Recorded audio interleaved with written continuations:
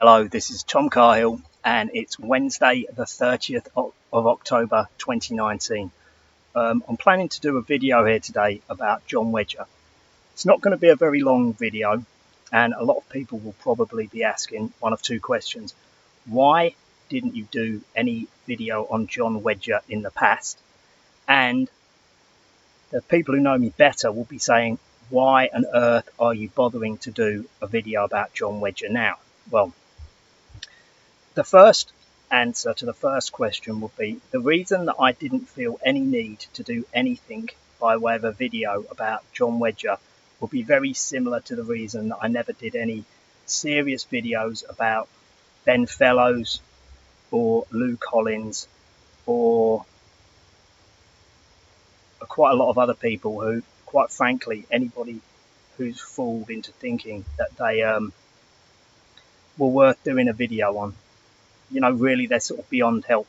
They work for Brian Gerrish or they work for Ian Puddick, and they're just a long string of people who've been, they're basically beyond worth doing videos on. And then, but people will then say, well, why you did one on that Daniel of Verity, a real name Daniel George, who was using her daughter's Facebook page whilst claiming benefit for being legally blind and also having a car which her carer paid for.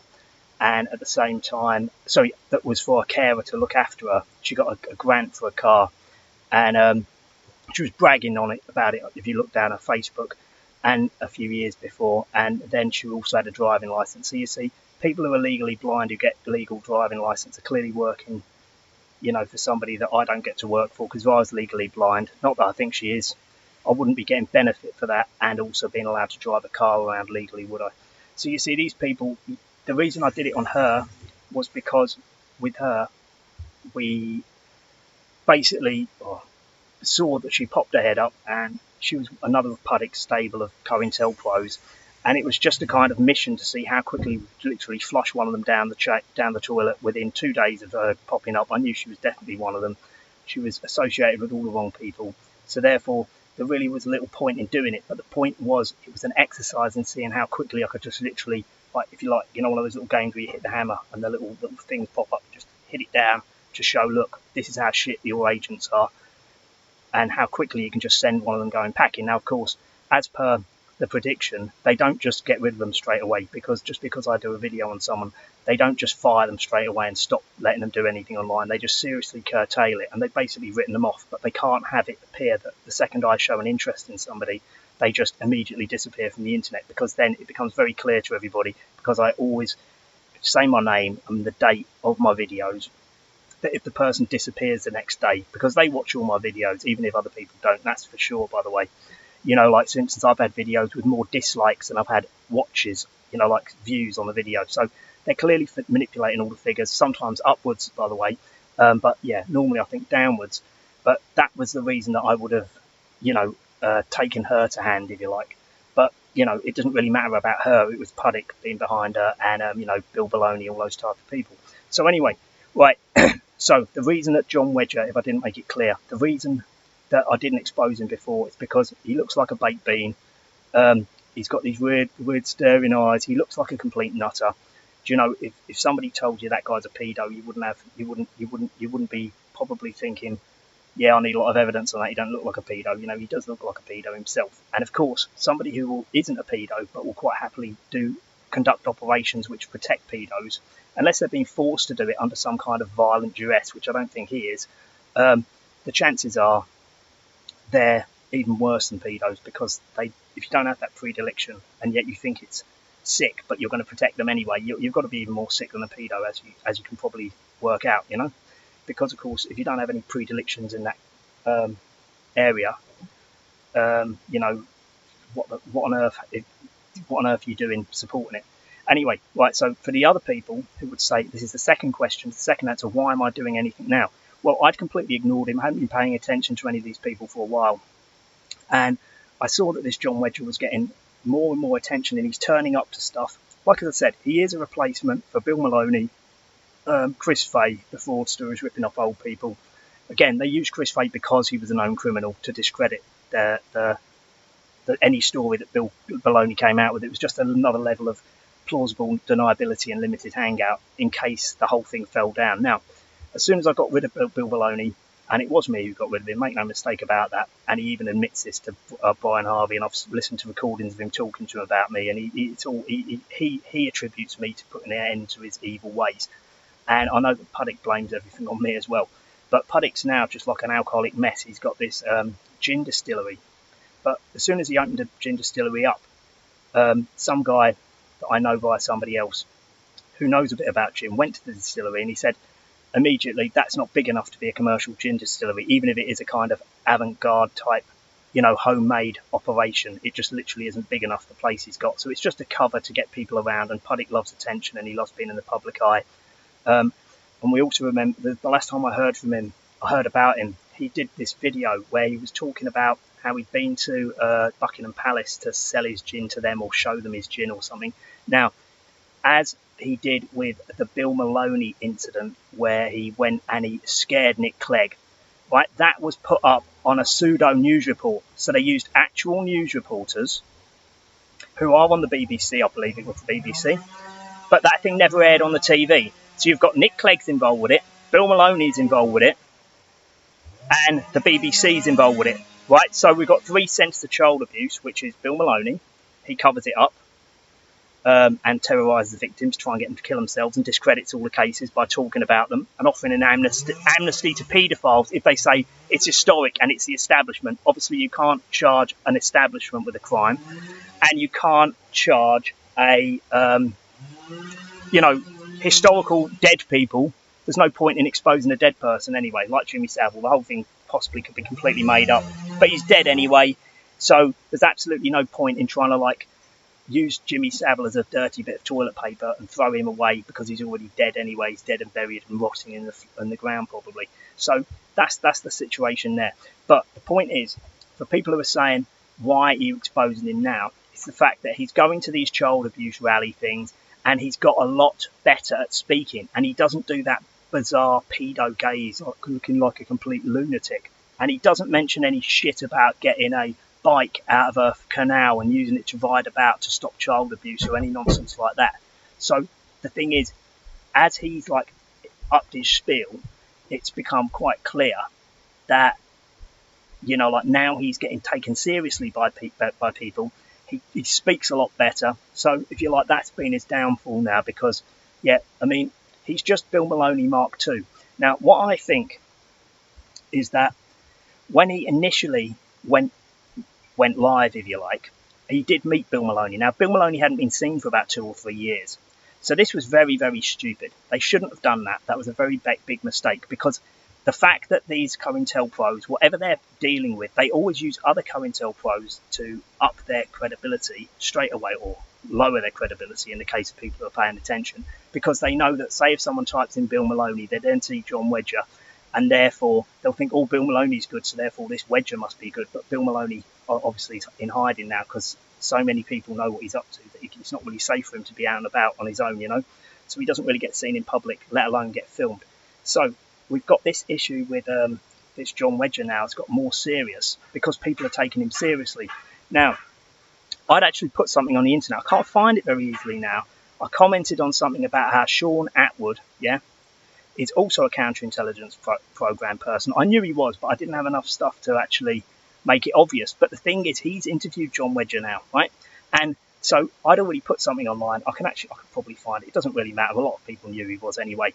Yeah, getting 6 years in Arizona for being an ecstasy kingpin, and 5 or 6 people, named him under the RICO Act sort of statute, stuff like that, as a conspirator, and they all named him. And he says, well, lots of people didn't come forward against me. Well, in a mafia type organisation, you don't have to have half the mafia. If 95% of them don't give witness testimony against you, if there's 5 or 6 people who can put you in certain places at certain times, you don't really need any evidence to put someone away on those charges. So that guy's clearly a CointelPro. Also with him, if you look into it, you'll listen to the fact that he said that his main aim for getting his channel up was to publicise the fact that mental patients were being basically warehoused in the prison industrial complex in America, and that they were being killed, being murdered by prison staff. Now, the thing is, since he said that, he's had that Jamie Morgan Kane bullshitter on, right? He's clearly a bullshitter. You can just tell he's a bullshitter straight as soon as you see him talk. He's complete and utter bullshitter. He can't even get where he comes from correct. He can't even work out what the language of the place he professes to come from is, because he's saying he speaks Gaelic because his grandmother was Irish and he came from the Isle of Man. But they don't speak Gaelic in the Isle of Man. They speak Manx, don't they? So, or you can call it Manx Gaelic, but it's not Irish Gaelic. It's a different language. So the guy's just, I mean, on so many levels, he's a bullshitter. And then after that, he got this guy, I forget his name now. He was a ex-Navy SEAL, and he's been exposing people under a banner of what's called false valor. False valor is where somebody says, oh, you know, I've got a broken leg or whatever, or I've got a leg, I'm an amputee, and I got some shrapnel, and I was in the Navy SEALs, GoFundMe, I've got no money. And people give them money, and it turns out they never even were in the military, or they were like a cook or something in the military, and they just hurt their leg in a car accident, that kind of thing. Or they're just making the entire thing up. So then Shaun Attwood started saying, oh yeah, and I had to get a legal entity involved, and the police were involved in America and England. And then, of course, all this guy's website got messed about with, and the people who were posting his videos, which wasn't him, they all got taken down. And he's saying, oh, they got taken down. And it's like, well, that's what CointelPros can get done, yeah? Because this Attwood's quite a serious CointelPro, and he's clearly on the intelligence budget. Because there's no way you get away without snitching on people. There's no way you get away with 6 years for being an ex-Sea Kingpin. And if you were the top person, which he professes to be, there's just no way that would happen. So they've clearly done some kind of deal with him. Or, probably more likely, his whole story is completely made up. And he actually wasn't an ex-Sea Kingpin. And he's just a bullshitter who looks like Nosferatu. That's probably what it is. Yeah, the sideways pointing ears, just like Benfellows. They're a fucking white version of Benfellows, just complete bobbing up and down under the water in a toilet bowl waiting to be flushed by me. So, also, you've got to remember, with Shaun Attwood, this is very significant. Shaun Attwood got his apparent spike in views. We don't know if it's a real spike in views because they artificially create these views, as you know, and they start putting the people they want at the top of YouTube, so you're more likely to watch their videos and stuff like this. Shaun Attwood went on the True Geordy podcast. Now, he's saying he's basically a victimless crime criminal because he was just dealing ecstasy and speed and stuff. But the thing is, he went on there and he was described as the British or the English Wolf of Wall Street, yeah? But the thing is, the Wolf of Wall Street got his fortune from stealing from old people and their pensions and conning them out of the pensions. So it's definitely not a victimless crime. Now, if you're somebody who's worried about poor black, because this is the second thing that Shaun Attwood was saying about how a lot of black people get sent to prison for like marijuana possession, and then they end up getting in gangs, they might get raped or whatever, and they end up murdering someone in prison, and the next thing they're in for like the rest of their life, and they just got caught with some marijuana or something like this, or they get snitched on by somebody else and they never even did anything. So you see, he's never actually done any interviews with anyone who knows anything about these disabled people, mentally disabled people getting murdered in prison. He's never put any footage up or anything. So that's all complete lies because he's been at it for years now. And then there's the fact that he's never done anything really about people getting done for marijuana and then spending all this time in prison. He's never actually done anything about that. He just gets these variety of people on, some of which are clearly just talking a load of shit. And they're just obviously talking rubbish. And some of them are very interesting and entertaining. Some of them I believe are genuine. But the thing is, it's all just to give him cover. Right now, so he got put up by True Geordy podcast, right? The True Geordy guy spends his whole time, as Shaun Attwood does, but even worse, picking up any story he feels fit. He interviewed Alan Shearer recently, which is very good if you know who Alan Shearer was. He was the most expensive footballer in the world for a while. He's from Newcastle. So that's appropriate. But you see, again, Shearer got paid a lot of money. You know, if you get paid a lot of money once in a while, you have to go and do what the people who paid you the load of money want you to do. So, therefore, True Geordy podcasts spend their entire time reinforcing false narratives about things that didn't happen, like Madeleine McCann hoax, all this type of stuff. And Ian Huntley. Oh, he's another Ian Huntley. That was something Shaun Attwood came up with, this guy called Pepsi Watson. But most people know that that story is fucking full of fucking CointelPro, and it's probably just completely made up, and he probably didn't do anything. You know, the Sower murderer that was, or the alleged Sower murderer. And the other thing that they were covering, like they also deal with this guy called James English, does the same thing, gets ex-criminals on. Now, ex-criminals don't go around talking about their crime, their life of crime, because if they do that, they could get, there's no statute of limitations in England, you'd be implicating people all over the place, and you'd be implicating yourself. So anyone who's a celebrity gangster or somebody who's gained a celebrity through being a gangster is just a fucking puppet. Do you know what I mean? It's absolutely it's just bullshit to say they'd be doing these ridiculous podcasts talking about their life of crime. It would be very, very rare, if not impossible for them to even consider doing this. Right, so then you've got this other guy called James English. James English had a guy on the other day, I forget the actual guy's name, but he's called, online he's called like Naked Neville or something.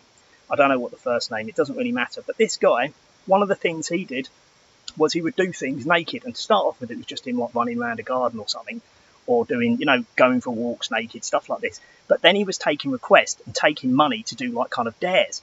And this complete freak is saying he's a naturist, but he doesn't in any way link that to him doing all this stuff on the internet. And he also is a homosexual, which is just a complete nothing to do with either of the two other things. And then one of these people actually asked him to make a poo sandwich and eat it. So he did a poo and then he ate it, right? This guy is a serious, complete fuck up. And this James English, he's a Scottish guy, in the same genre as Shaun Attwood, True Book Geordy podcast. This James English is clearly another CointelPro. They keep talking about these official stories. By the by, they don't normally address them directly, but they often do as well. But generally they don't. They just mention them.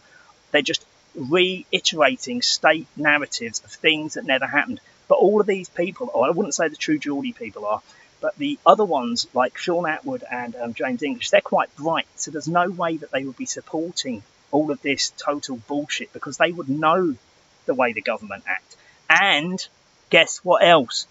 All of them get David Icke on their show. And we all know, I quite like David Icke, but he's probably the best known state actor that's ever lived, isn't he? So, Jon Wedger is going to start becoming more and more mainstream. And this idea that he's a whistleblower is absolute bullshit, because he's never whistleblown anyone, just like Bill Maloney, just like Ben Fellows. But Ben Fellows did this nonsense about how he said that he was 18 and Kenneth Clark touched his dick through his trousers when he went around something, and he'd gone round there to pretend like he was a kind of honeypot trap or a kind of eye candy to get some kind of deal done with somebody, some other Jewish, sort of spin doctor or lobbyist, so it was. I forget the guy's name. It doesn't matter because it's all made up. And then Kenneth Clark did him for sort of privately prosecuted him, or got the police to act and said it was malicious perverting the course of justice, something, because he made the whole thing up. And then he got out. He didn't get proven guilty for this. You see what I mean? So the whole thing is just to terrorise people for going to the police or the authorities about anything to do with any sexual propriety or indeed any other impropriety. So anyway, this Jon Wedger he's upped his game. But you see, the reason that I think he looked so completely off his nut when he first came out of his fucking little box, where whatever his real job was, I doubt he was ever even allowed in the police. I don't think that's probably true. Doesn't really matter one way. It doesn't invalidate anything I say, but I doubt he did. Doesn't matter who he was though. But the thing was, he looked so completely demented because he was the only person mental enough to go and put himself on the line to start talking all this bullshit after every other single one of the people in the same genre has been completely fucked off the scene, discredited completely by me, and they've never shown their face in public again. Now, back to Ian Puddick. Yeah, the last time he was on allegedly on the TV. So it looks like a genuine TV report of him talking about going to Buckingham Palace when they were, believe they were waiting to go in. He had this other homosexual with him.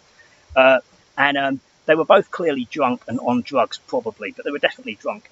And they were like giggling, like complete idiots. You wouldn't be allowed on telly like that. They'd retake it. They wouldn't actually put that forward as a proper news report, unless it was New Year's Eve or something. And the thing is, if you look at his ridiculous gin distillery bullshit, he's just turned into a great big lard ass. He's probably twice his ideal body weight. He's completely red in the face. He's always sweating. His skin's even more greasy. He looks much older. It's completely destroyed him. Bill Baloney was completely destroyed. It will destroy all of them. Now, whilst Bill Maloney has had no contact with him, I don't really know what Brian Harvey's game is, but I actually looked at something that he did recently. I wouldn't recommend watching anything he does. It's all a complete waste of time. He never gets anywhere with anything. And he just keeps going on. It's all about him, you know what I mean? And he's not just glad that he managed to dodge the bullet, which, as he said, you were the one who did the videos explaining what they were all trying to do to him. So, but then he keeps saying, but how can I trust you? How can I trust you? Turns out he's a member of Liberty. A guy who I won't name said to me, look, Tom, that guy is a fucking actor. You watch, ask him, is he in Liberty? He'll be a bit cagey. He'll probably admit it if you just catch him. Like, oh, yeah, like do a Columbo, just ask him. And he goes, yeah, as it goes, I am in Liberty. Well, why would an unemployed singer be in Liberty, the Actors Guild?